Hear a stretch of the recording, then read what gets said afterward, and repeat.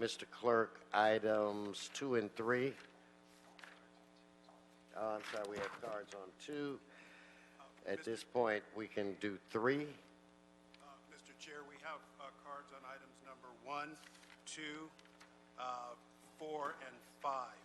So let's do 3.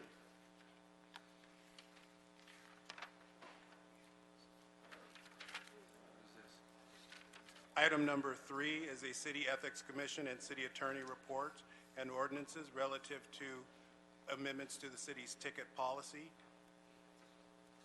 Okay, then if there are no questions on that issue, we'll adopt the Ethics Commission and the City Attorney's report and draft ordinance. Now let's move into item 1. I have cards on item 1.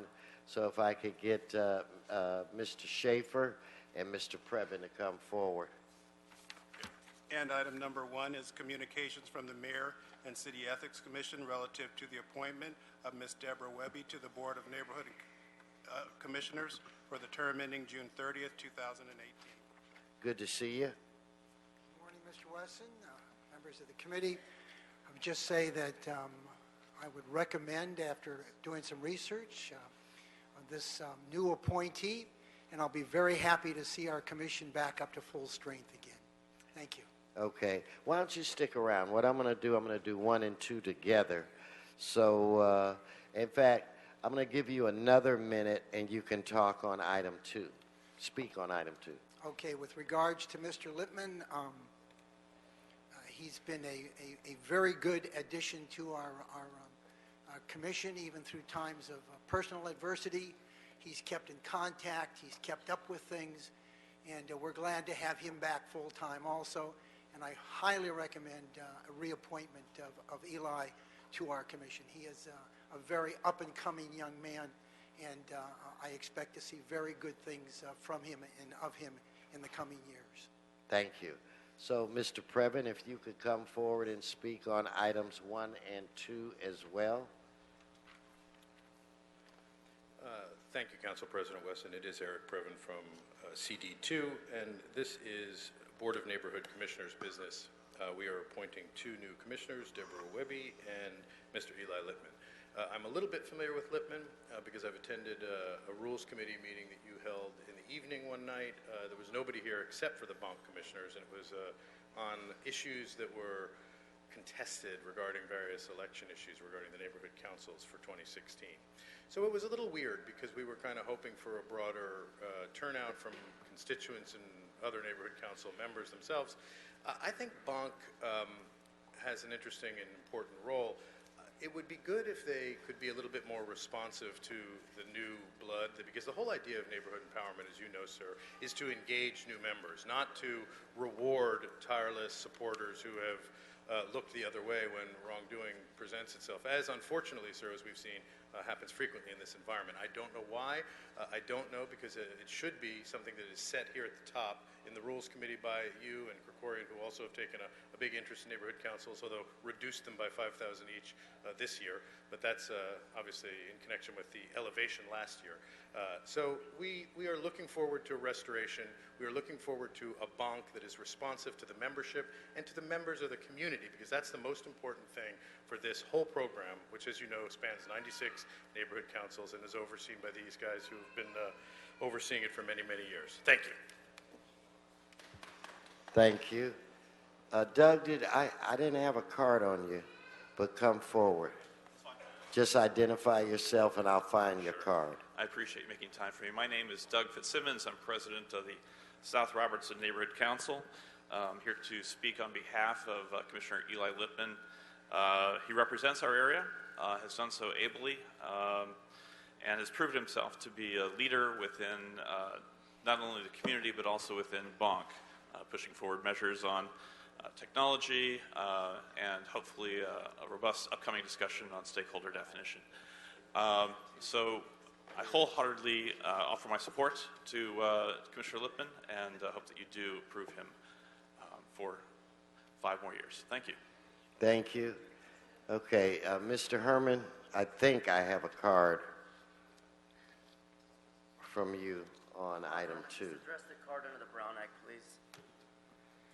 The issue here with Mr. Littman is exactly what Mr. Previn talked about. A man with integrity, a man that respects the Brown Act, allows citizens to speak at these meetings, not like other people who restrict us.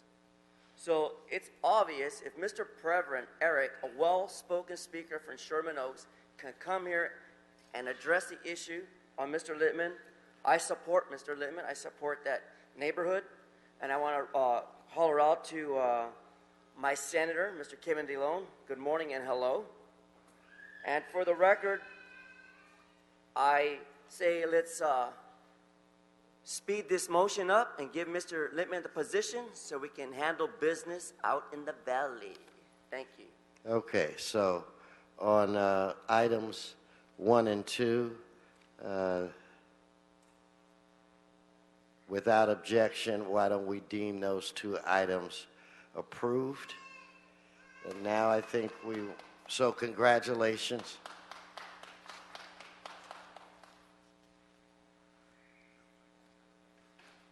Okay, I think it is.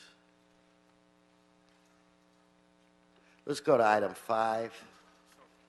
Mr. Chair? Yes. For the record, I'd like to read item number 2.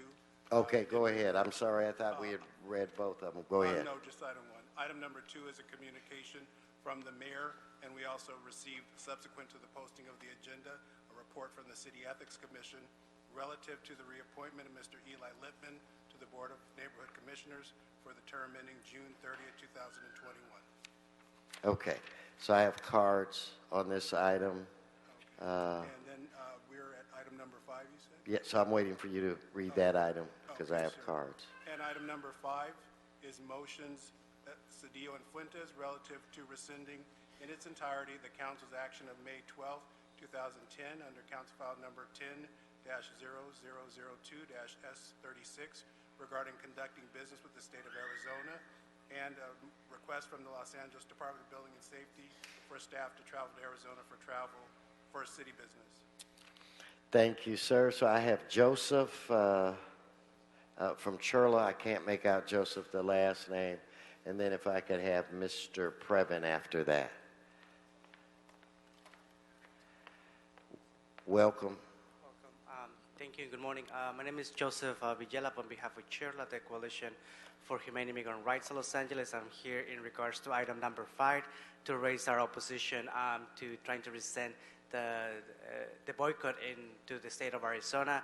After the passage of SB 1070, we have seen Arizona continue to be an anti-immigrant state in which not only they have denied driver license to DACA recipients, but they're also the sheriff of Maricopa has been deemed to be actually being deemed by the Department of Justice to act unconstitutional and racially profiling Latinos in that community.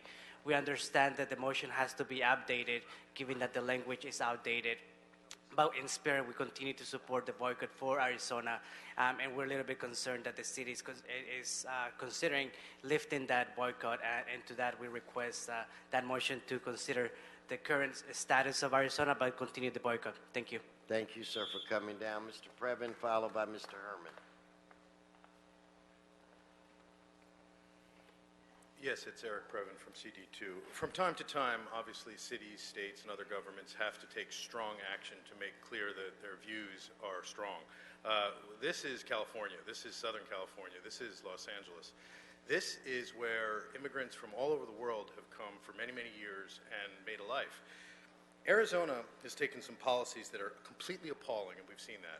Virginia, North Carolina has on a different matter. But here, we need to consider and hold the line on what we're doing with Arizona. Now, we have to send some building and safety guys down there to look at some equipment, so be it, we'll give them an exemption. But I think, in fact, folks from Arizona who tried to influence one of our pure and unadulterated little council members, Mr. Englander, they tried to give him money.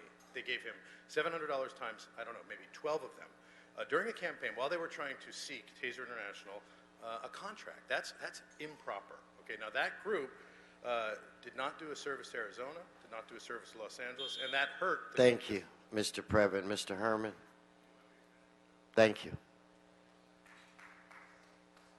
Mr. Herman. Mr. Herman, do you want to speak on this item or not? No, if you need to move a little faster than that.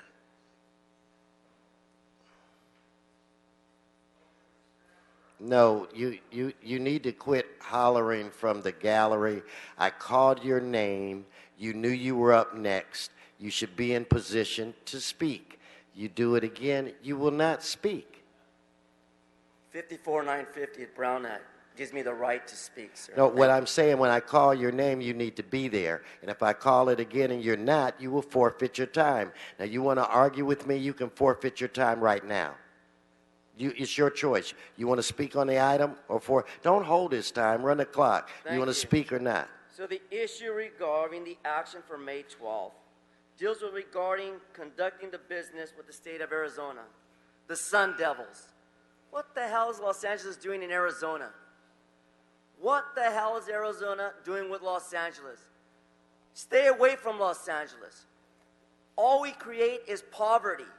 All we do is run business out because of taxes, taxes, and more taxes, Sacramento. So stick to the plan. Stay in Los Angeles. You lost a football team. You lost a stadium. And how much more stupid business do you want to do on our behalf, the stakeholders? Really, ignorancy, and stupidity. So I wave back my 666 seconds. And stay here. Okay, there is a suitcase, an abandoned suitcase. Whereabout? It's under one of the pews on the left-hand side. Is it closer to the back or the front? It's towards the back. If that's your briefcase or somebody's briefcase, I need them to go pick that up right now. Does anybody have a suitcase in the back? Pick it up right now. Nobody's going to pick it up? Okay, what we're going to have to do at this point is we're going to have to clear the council chambers, and we'll have to put this meeting on hold until I can determine. Folks, I don't know what's in that briefcase. Please leave, and leave orderly and quickly. Wait.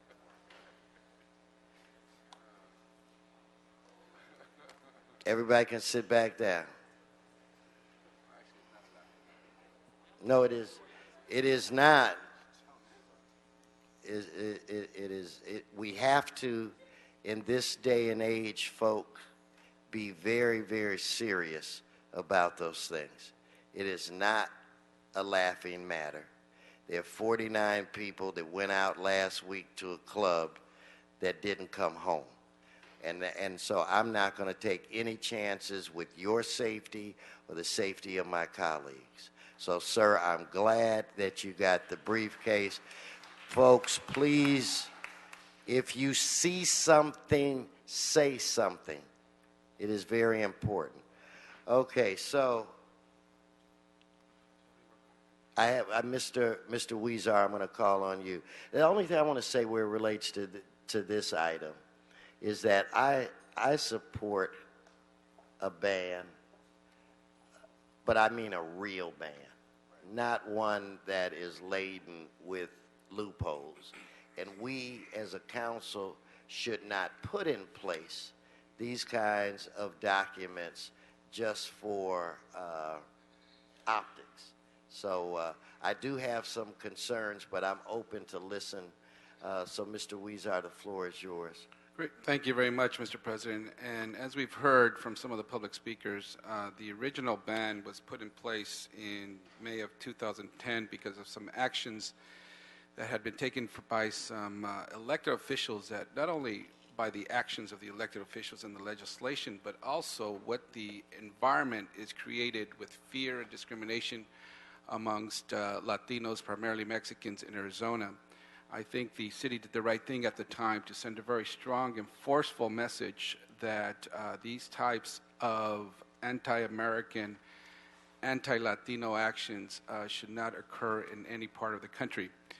And so when we received notice a couple of weeks ago that we should rescind this action, I was quite appalled that a city with the majority Mexicans living in this city, the most Mexicans in any city, only second to Mexico City, would even consider retracting without any information before us. Are the actions from Arizona, do they continue? Have they gone more discriminatory? Have they lessened? We had none of those facts before us. The author of the motion stated that it's the process, that we've given too many exemptions, that we should rescind it to reconsider the policy, which I think is worthwhile. But we have none of that information before us today. We have no information as to whether the actions by Arizona continue to be discriminatory. Have they eased up? Are they more discriminatory? We have no information before us on what the process has been. How many exemptions have we made? Why have we made the exemptions?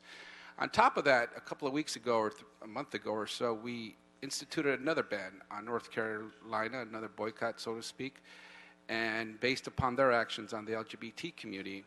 And so my question is, we're moving forward to continue to do boycotts or bans, whatever we want to call them, and yet we're rescinding another, and I don't have any information before me as to why we're continuing with one but not another, even though I keep hearing around the horseshoe that the actions that Arizona takes are very outrageous. So is staff here to explain the difference between North Carolina and Arizona, and what are those processes? What types of bans do we have? Is it travel? Is it contracting? Or what? Is there anybody here? You know, Mr. Weezer, you make some good points. Why don't we request that the CLA's office answer all of those questions and report back to us and give us actual specifics that have been vetted? Because this is like a door that swings both ways. So we could do that. I agree, Mr. Chair. And it very much will be that we need to refine this as been proposed. So be it. We should refine it. But we have none of that information before us, so that if we take an action to rescind and correct without knowing if that's the correct correction at this time, the message we're sending would be horrible. And we do not want to be in the position to do that. And so I would ask, like you suggested, I would agree, let's ask the CLACA to come back in this committee and report to us on those very questions.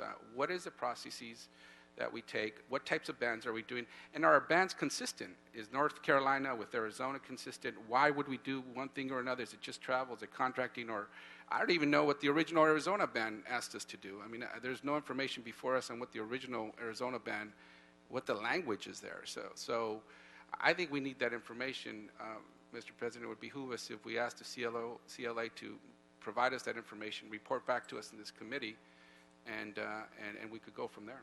Okay, why don't we direct the CLA's office to do just that? And I will recognize you in a second, Mr. Harris Dawson. I'm trying to figure out, what do we think is appropriate? 60 days, because we're going on break? Sure.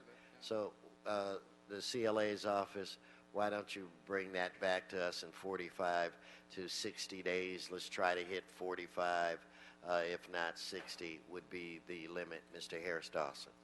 Thank you so much, Mr. Chair. I want to thank my colleague, Mr. Weezer, for raising the very questions that I had. I would add to the report back from the CLA is an audit of the exceptions that have been made to the Arizona ban. So the trouble I had was there's this general statement about exceptions, and we don't know how big or small that is and what the rationale for each is. I do think it's also important to have consistencies between these bans. These bans are tactics to influence folks to change their behavior, and so if you just kind of drop it or change it after time passes, you kind of send the message that the city of LA is not really serious. You just wait them out, and they'll back down. And see, that's my concern. If we're going to do a ban, let's make it real. And sometimes when we do a ban, it hurts us a little bit. But, I mean, we're trying to send a message. We're trying to weigh in. And I wouldn't want people to view our actions as just, some kind of optical response. So we're going to hold this in committee, and then we'll have the CLA's office report back in no later than 60 days, but preferably 45 days. So I got a late card, and the way we do it here, Mr. Moreno, is if I have a card, submit it once we begin the conversation. We don't take the card. But we thank you for coming where it relates to this item. So what we're going to do, we're going to hold this in committee, and we will be looking for the report back from the CLA's office. So where does that take us now, Mr. Clerk? That takes us to item number 4, motion Wesson, Koretz, Martinez, Price, et al. Relative to a ballot measure to allow Proposition D compliant dispensaries to conform to the newly created medical marijuana state licensing system, increase penalties and enforcement to close down all illegal marijuana-related businesses, create a regulatory framework for the city to implement the Adult Use of Marijuana Act if approved in November, and extend Proposition D's gross receipts tax to all marijuana-related businesses. Thank you. I'm going to hold this item. And Mr. Previn, you filled out a general public comment card. I'm going to have you come forward. You have, Mr. Previn, you filled out a general public comment card, I'm told.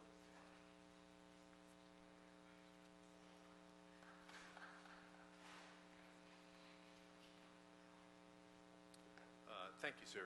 Will you be calling speakers on that item you just identified a moment ago? Yes. Just a little. But it's my understanding. No, right now you're on general. Right. Okay, fine. Just trying to get a handle on what's happening. Thank you, sir. I do appreciate a committee meeting in the morning when everybody's fresh and has had a cup of coffee.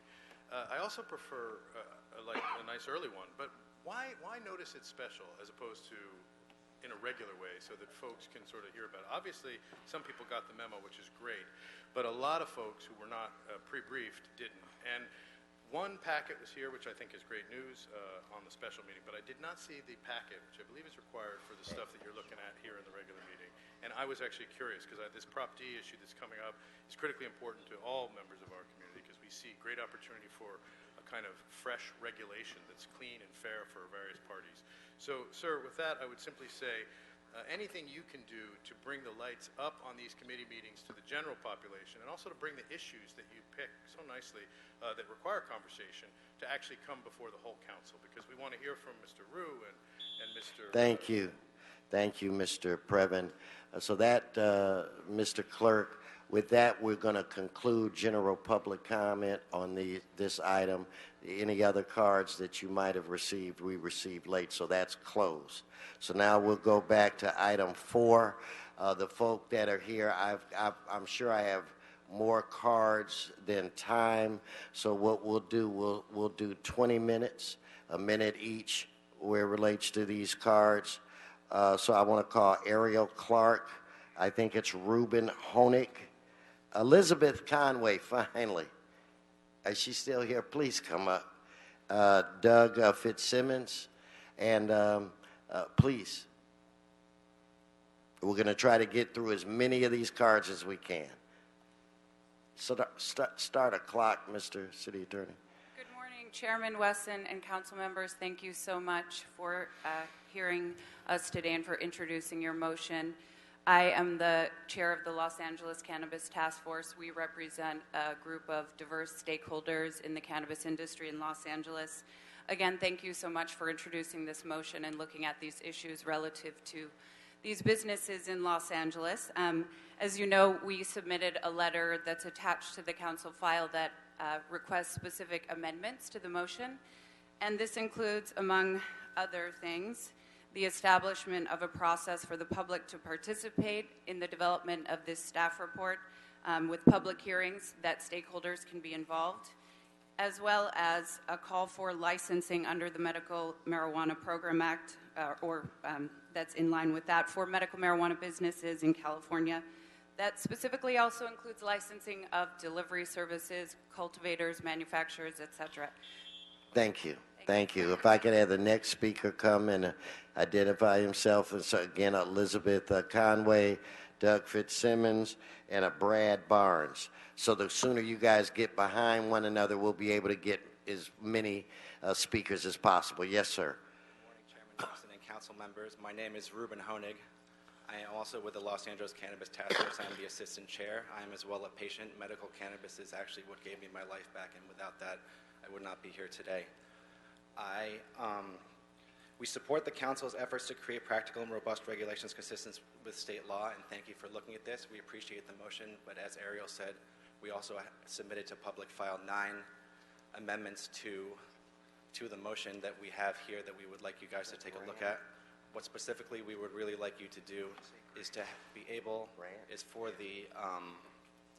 for city staff to be able to hold public hearings so that everything will be transparent. We ask for transparency in the process, and that they can hold public hearings before submitting their report to City Council so that all stakeholders can be heard. We represent the stakeholders in the medical cannabis industry in Los Angeles, and thank you for your time. Thank you, sir. Ms. Conway, please come forward, followed by Doug Fitzsimmons, followed by Brad Barnes, followed by, I think it's Virgil Grant. Yes. At long last. At long last. Thank you so much for your time this morning. I wanted to, on behalf of thousands of Los Angelinos, as the committee begins to consider regulated changes to Prop D, I'd ask that you explicitly include delivery in your considerations and in your studies. We've submitted letters from law enforcement as well as from technology services that can make these deliveries safe and transparent for law enforcement and for your communities and for your patients. We're asking that dispensaries can deliver directly to patients and get rid of some of the illicit activities that's plaguing the city. Please join 200 cities across California that allow this regulated delivery from dispensaries to patients in updating your rules for Los Angeles. Thank you. Thank you. So I don't see Mr. Fitzsimmons. If I could get Mr. Barnes, I think it's Virgil Grant, and is it a Brett Hartman? Yes, sir. Good morning. I'm Brad Barnes, resident of Los Angeles. We have public transportation for people that don't drive, and we have caregivers for people that are sick. The delivery means no supervision and no taxes being collected. Even if it's directly through the approximately 100 licensed dispensaries, you're still not going to get the tax dollars, and it's not going to be able to be supervised by the State Board of Equalization. The threat that some people are making that you can't stop deliveries is not true. We've all seen the show To Catch a Predator. It's very easy for LAPD to stop delivery services. Limiting the number to 100 allows the State Board of Equalization to inspect and monitor, and that's reasonable.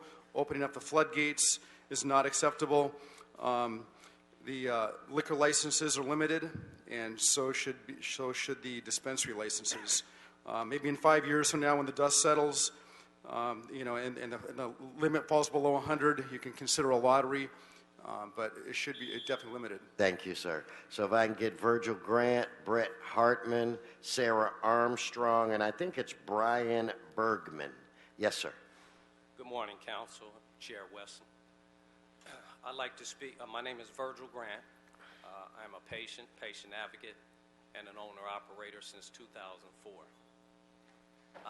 There are 186 pre-ICOs that exist in the city of Los Angeles, and there are 3 African-American owner-operators. I'd like to see the council address that issue a little bit more. I'm one of those owners, and we definitely need a stake and a voice in this industry. One of the first shops south of the 10 freeway in the history of this business, so I definitely would like to see that addressed. Thank you.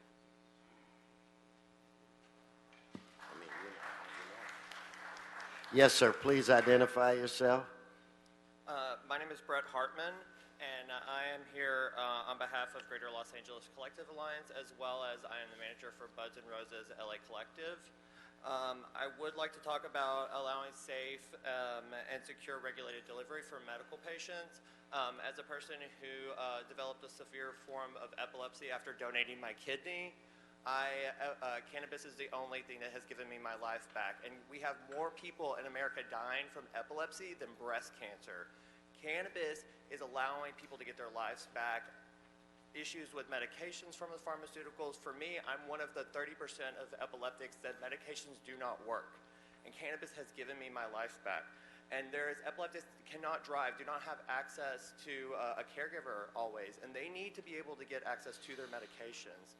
On talking about that, maintaining the current tax and on medical cannabis businesses, I do feel like there is a burden on patients. Many of my patients... Thank you. Thank you. So if I could get Miss Sarah Armstrong, Brian Bergman, I think it's Zachary Pitts or Zachary Potts, and then maybe Tara Wells. Yes, ma'am. Good morning, Honorable Committee.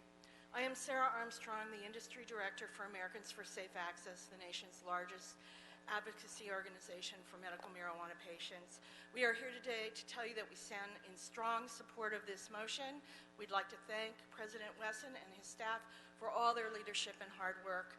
We would ask that you recommend to the Council that they examine all of the 6 category licenses that the state will be issuing licenses for: cultivation, manufacturing, testing, dispensaries, distribution, and commercial transport, so that we have a clear and full picture of what we can do to revitalize our economy, provide jobs, and make sure that both the patients and the citizens of this city are taken care of.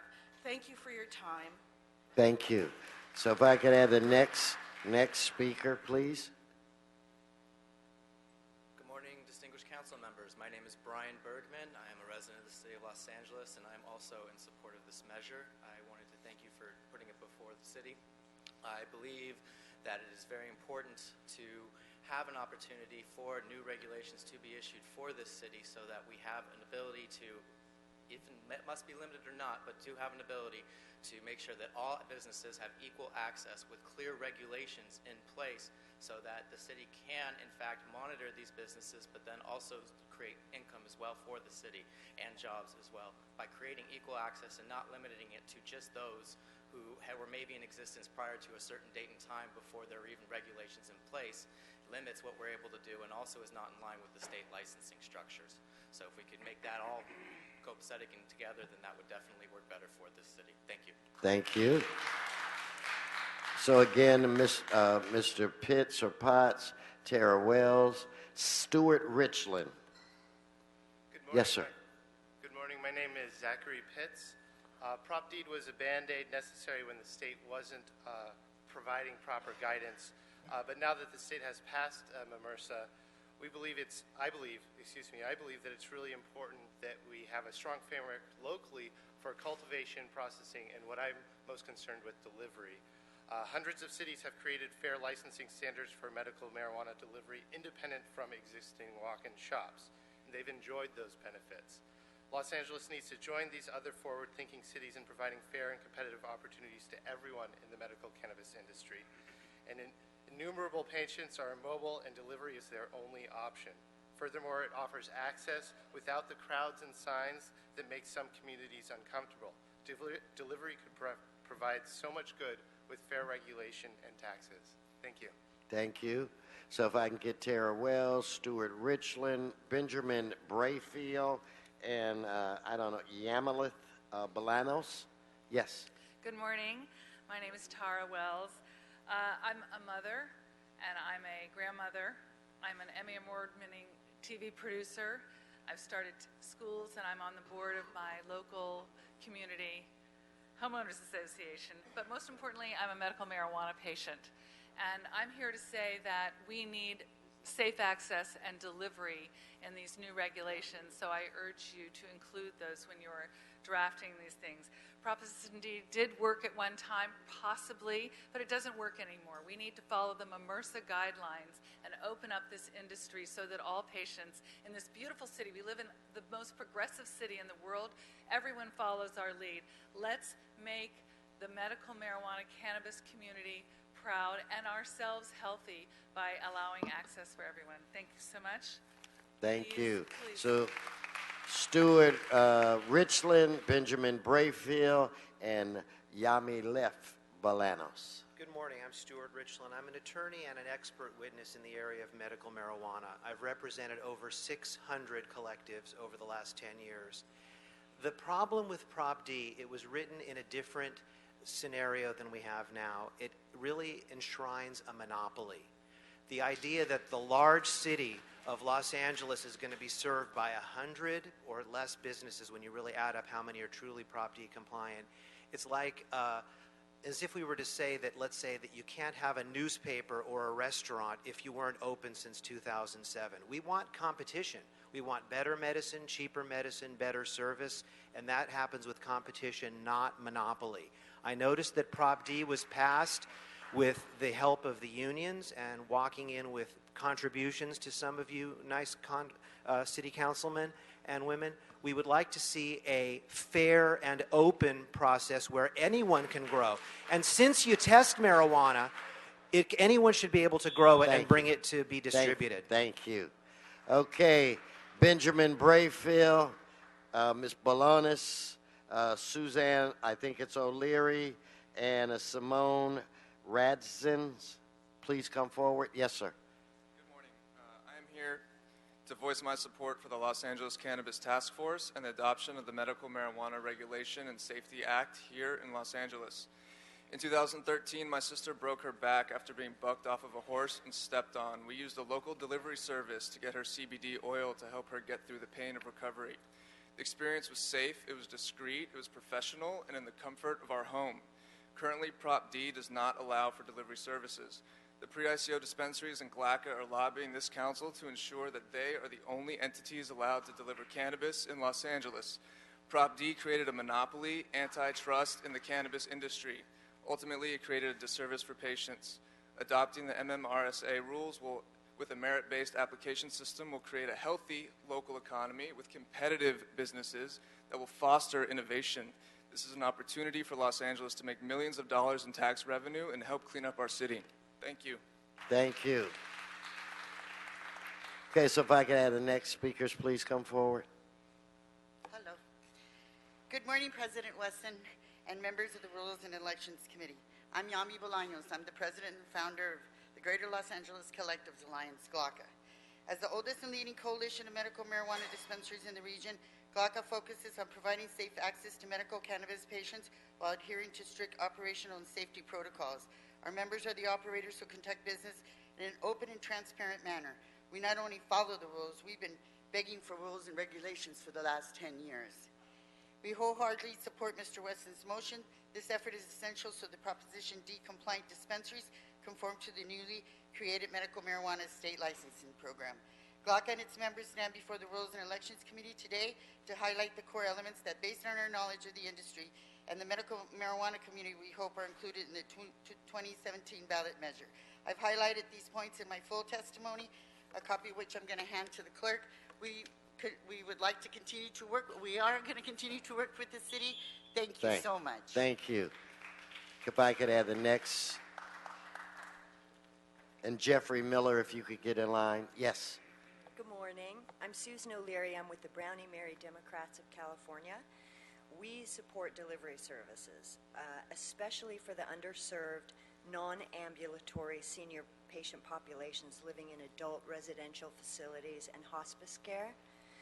The increasing demographics of residents entering ARFs will begin requiring ARFs to accommodate safe access for their baby boomer patient populations. We think this trend is likely to continue with growing awareness of marijuana's medical benefits and the implementation of MRSA. Thank you. Thank you. And I think it's Aaron Sieber. Okay, you come. Yeah.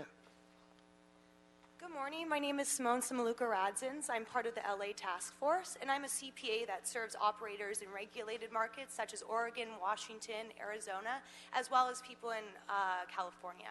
I would like to encourage you all to review Prop D and really support the delivery services as well as licensing for cultivation, processing, manufacturing. As we've seen in regulated markets, it's not only helped the community, it's increased jobs, it's increased public safety actually, and it's only benefited the public from tax revenues to just overall the community. Thank you very much. Thank you. Please identify yourself. Morning. I'm Jeffrey Miller. I'm a resident of Los Angeles, and I'm here as a member of the LA Cannabis Task Force as well. I wanted to talk about licensing in specific with regard to testing laboratories. No one seems to have mentioned that yet.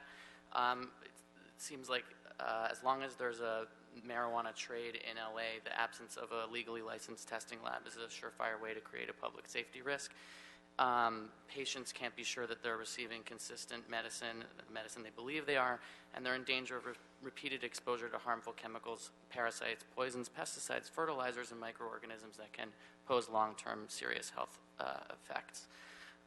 As part of the MRSA regulations, licensing testing labs is a keystone of making the industry function consistently and reliably, and I think it's a critical part of building a structure that works well for the city of Los Angeles and patients everywhere. Thank you.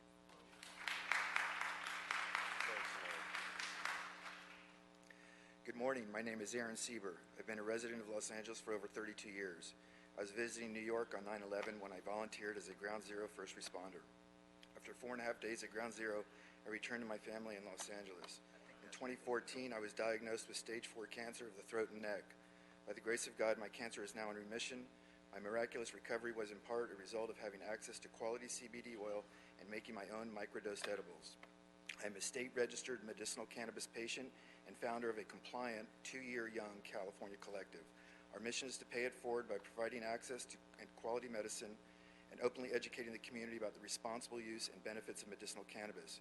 We support reforming Proposition D to make delivery, cultivation, and manufacturing of edibles and cannabis concentrates legal and to authorize regulated tax-paying dispensaries beyond the so-called pre-ICO initiative. Everyone has a choice. We can choose to be a part of a problem or the solution. The compassionate cannabis community is part of the solution. Thank you. Thank you, sir. So I'm going to try these two. Bo Nicole Campaneves and maybe Emil Myers, please come forward. These will be the last two speakers. The other speakers, the cards will be submitted into the record. We have to begin council in about 8 minutes. So please come forward. Good morning. My name is Bo. I run Edibles Magazine. I'm also on the Los Angeles Cannabis Task Force. I've been a resident of Los Angeles for 5 years and in the cannabis industry for 6. Cannabis saved my uncle from stage 4 lymphoma when he was told he had 6 months to live. I bud tended at a pre-ICO shop for 2 years to understand this marketplace inside and out. I thought that 95% of all patients were just looking to get stoned. I learned that I was in fact wrong, and it was the complete opposite. Only 5% of patients came in looking for recreational buzz. The vast majority of the patients we service suffered from real conditions like cancer, MS, autism, Tourette's, insomnia. The year I moved to Los Angeles, 600 dispensaries got closed down, and not but 2 years later, Prop D was voted in.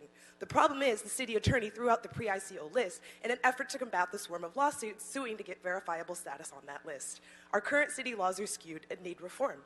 Shops that are pre-ICO have gotten raided with unjust cause because there is no verifiable list. Less than 80 of those shops are still open. In San Francisco, the health inspector actually acknowledges cannabis as an additive rather than a contaminant in commercial kitchens. In Oakland and in the desert, they actually have extraction licenses. We've seen what doesn't work. Thank you. Please come forward and identify yourself. My name is Emily Myers. I support the Citizens Task Force. I'm also a cannabis business owner. We are not criminals. We are not drug dealers. We are not aligned with any type of organized crime. What we are activists, business owners, citizens, mothers, and fathers. Taxpayers, too. There are a critical mass of us with a spirit and with intentions to be cooperative and constructive. We are highly motivated to be part of the solution, but right now, no pathway exists. We encourage you to act to modernize cannabis regulations post-haste. Thank you. Thank you. Okay, that ends public comment on this issue. When we started, Now, when we started, I said 20 minutes. We've gone a little beyond it. I appreciate everybody coming. Those of you that didn't get a chance to speak, your name will be added in the record. And what we're going to do is, this is the beginning of this conversation. It's not the end. We will be recommending that the CLA and the CAO report back to our committee on August 19th. We'll have an opportunity for you to speak at that time as well. So, Mr. Harris-Dawson. Chair, and thank everybody who came. I just wanted to add a little bit of perspective to this problem. I'm very grateful for everybody who came out today to speak, but it's very, very, very troubling that there are 3 African American dealers or people who've entered the legal side after years and years and years of tens of thousands of African Americans and Latinos being locked up for being in the marijuana business. Now that the business is legal and above board, suddenly we don't see them anymore. I think it's something that we need to take a hard look at, because it is morally bankrupt to have spent the time and money and loss of freedom on people like we've done for decades, then make something legal where people can make money off of it, and the people who've been doing the time aren't a part of the making money. Make a very good point. Okay, again, we want to thank everyone for coming. And so without objection, again, we'll hold this item in committee, but I want to instruct the CLA and the CAO to report back to this committee, or be prepared to report back to this committee on August 19th. Mr. Clerk, is there any more business before this body? No, sir. That clears the desk. Then this committee's adjourned. Thank you all for coming.